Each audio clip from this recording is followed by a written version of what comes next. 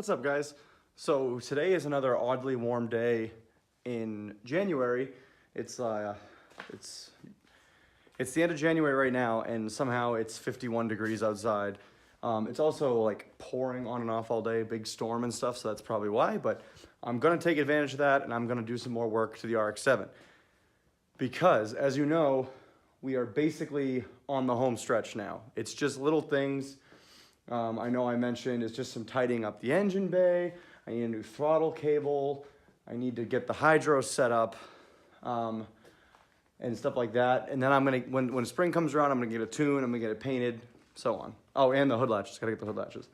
But the big thing was I took the seats out of this car and I put them in the Z because they were really comfortable and they were more of a street seat, and I just really liked them more than the reclinables I had in the car. So, that being said, I have a box. So I went ahead and ordered some NRG fiberglass seats. And from what I've read online, that they're really good for the price. I mean, I got these on Amazon. They were only 200 bucks a piece. And it was just like a no-brainer. So I paid a lot more for the seats I took out of this car, and I spent a lot more than I wanted on the fuel system. So I kind of balanced it out by getting some cheaper seats.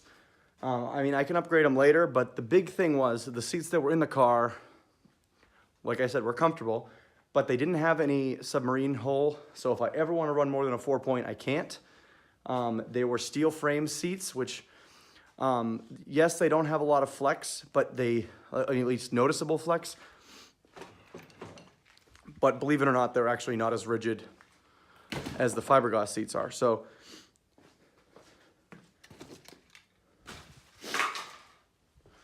I grabbed some fiberglass shell NRG seats.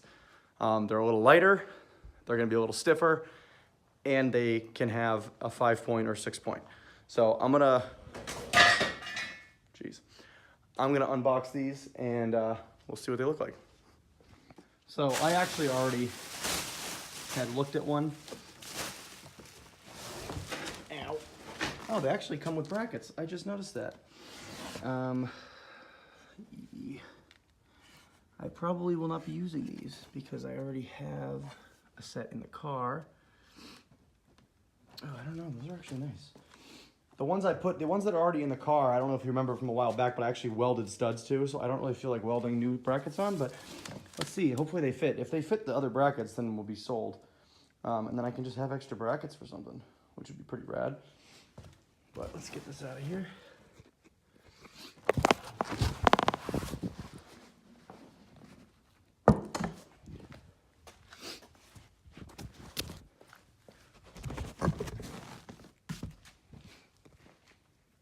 There you have it. Very basic, but I really like the way these look. They have decent fabric. Fiberglass shell, like I said.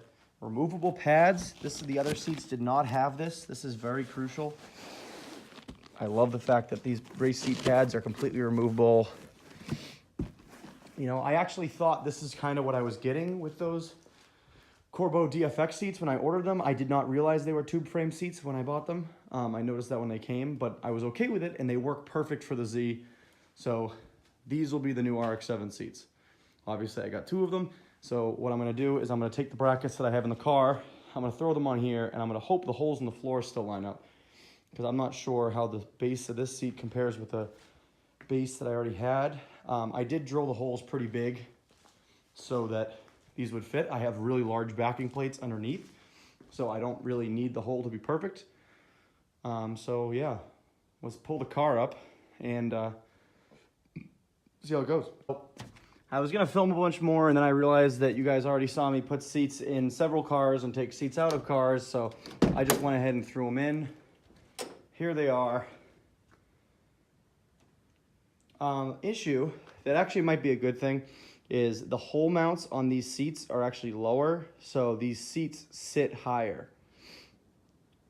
So I mounted them as low as they can go before they hit the bottom of the brackets, and that's as low as they go. They're actually kind of high at the recline that I want, but the other seats I had in there were actually really low, like almost too low even for me. Another thing is that other seat is slightly crooked. I don't know if you can see it in here, but it's slightly tilted to the right like this. And the only thing I can do to fix that, I think, might be to pull it out and make the holes a little bigger and give it a little more wiggle room, and then some bigger plates, but I'm not sure. I do think what I'm gonna do for both sides though is I'm gonna replace the giant backing plates with like big bars, like 2 on each side. That should try to strengthen it kind of under the floor. I'm hoping, because right now it's kind of like locally pulling up the floor pan where it kind of sits, especially on that side, because I had to remove the cat hump, and that's where the seat directly goes. So we'll see. But for now, it's actually pretty good. You know, when I don't have the armrest, it'll even be better, because right now it's really close to the armrest. But the seats are in there. I mean, I'll go over there and show you, but it's pretty good. I know I'm describing it a lot worse than it actually is. You can see it's kind of just a little bit to the right. But overall, it's pretty good. They're pretty even from what I can tell. And let's see if I can convey this. So when I put the race pack in, I aligned it so that it was perfectly viewable directly at me. So this right here is where I was sitting before. You can see it's a little lower. Now, this is eye level now. So it's not bad. You know, basically I'm just a little higher, but now I'm not as low. Like, as you can see, let's see if I can turn this around.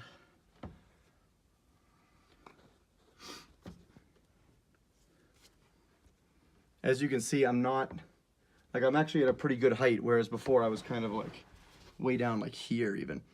So I'm in a pretty good spot and I'm not in anything's way. I feel pretty good about it. Let's see what else.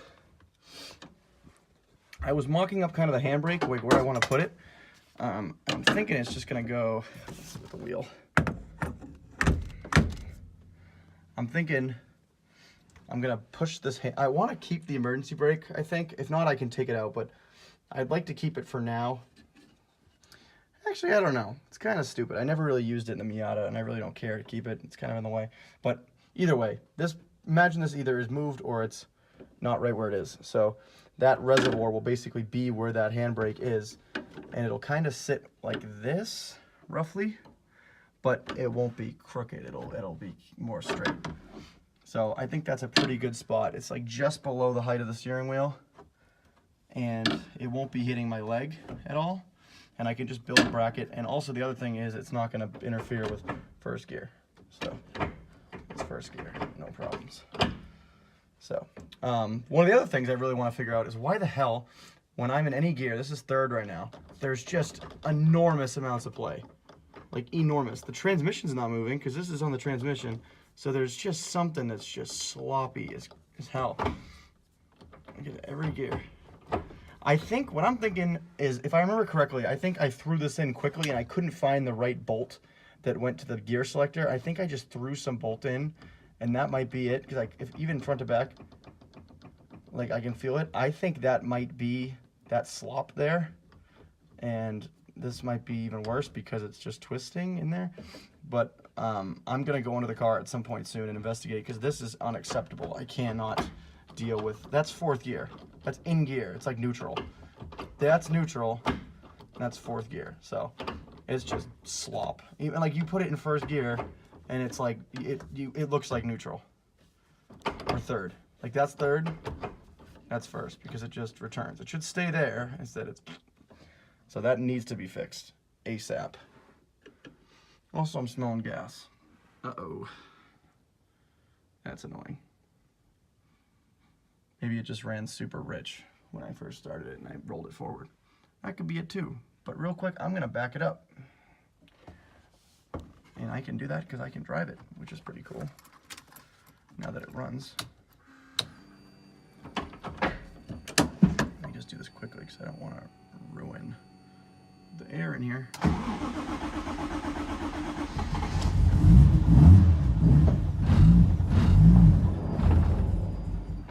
Oh,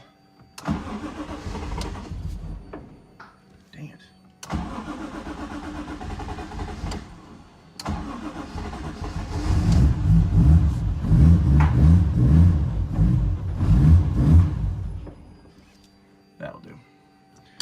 I'm not letting it warm up, so it doesn't want to stay idling.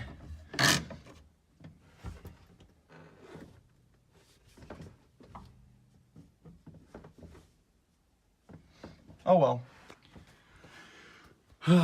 That'll do it for me for tonight, but I'm going to be back here a lot soon to try to clean this thing up. I really want to have the car like ready to go for a tune and paint first thing spring. And I'm going to put my tax return into the car, hopefully.